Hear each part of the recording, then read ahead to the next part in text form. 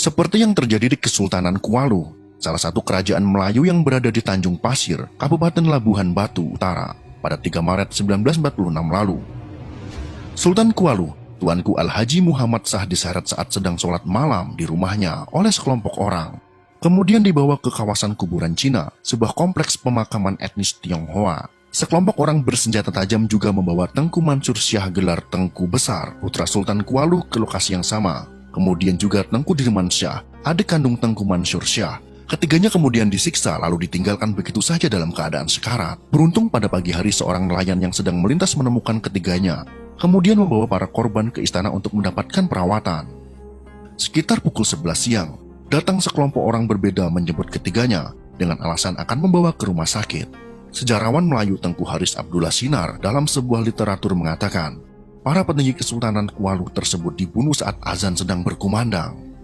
Saat hendak dibunuh, tuanku sempat berkata, bila kalian hendak membunuh kami, tunggulah azan selesai dikumandangkan dan izinkan kami sembahyang sekejap, pinta tuanku saat itu.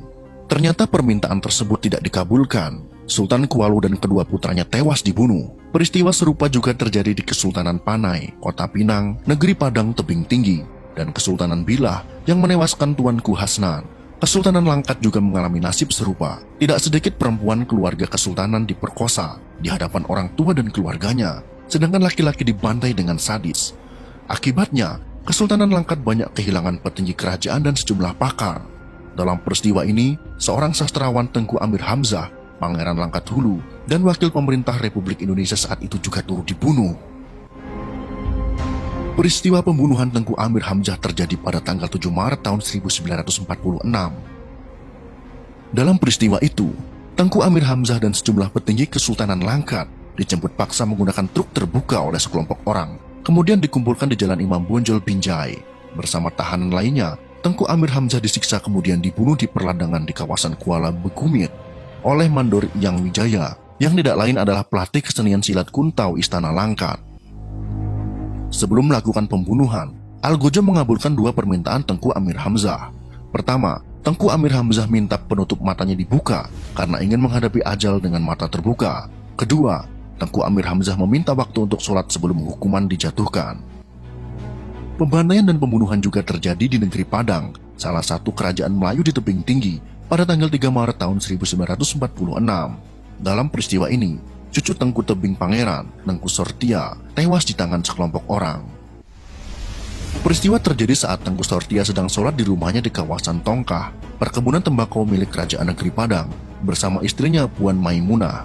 Perkebunan Tongkah berada di antara Kabupaten Simalungun dan Serdang Berdagai. Tengku Sortia diseret dari rumah kemudian dibunuh. Jasadnya dihanyutkan ke sungai tidak jauh dari rumahnya. Di malam yang sama, pada tanggal 3 Maret tahun 1946, Kesultanan Asahan di Tanjung Balai juga mengalami nasib serupa. Sebelum azan subuh berkumandang, Tengku Muhammad Yasir menyambut sang ayah di rumahnya, yang baru tiba di istana setelah bersiaga, akibat tersiar kabar akan terjadi penyerangan. Rumah cucu Sultan Asahan ke-10 ini berada di lingkungan Istana Kesultanan Asahan, di lingkaran Kota Raja Indra Sakti, yang di tengahnya terhampar lapangan hijau. Tengku Muhammad Yasir yang saat itu masih berusia 15 tahun, melihat sejumlah orang mengendap-endap ke arah istana saat membukakan pintu untuk ayahnya. Karena takut, Tengku Muhammad Yasir kemudian masuk ke dalam rumah bersama ayahnya.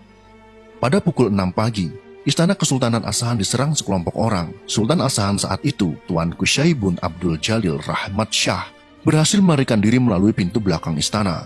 1 jam kemudian, sekelompok orang datang ke rumah Tengku Muhammad Yasir dan membawa ayahnya. Tengku Muhammad Yasir tidak turut dibawa karena sedang menderita sakit pada bagian kaki yang mengalami pembusukan hingga mengeluarkan aroma tidak sedap.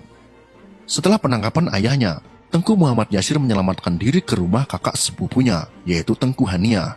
Ternyata Tengku Muhammad Yasir tidak menemukan seorang pun lelaki di situ. Semua telah ditangkap sekelompok orang. Dokumen Belanda memperkirakan pembantaian di wilayah Kesultanan Asahan pada tahun 1946 menelan korban mencapai 1.200 orang. Belum lagi di sejumlah kerajaan Melayu dan kesultanan di Sumatera Timur lainnya, banyak kerangka korban yang terkubur tak beraturan di Sungai Londir, bahkan ada di dinding-dinding tanah.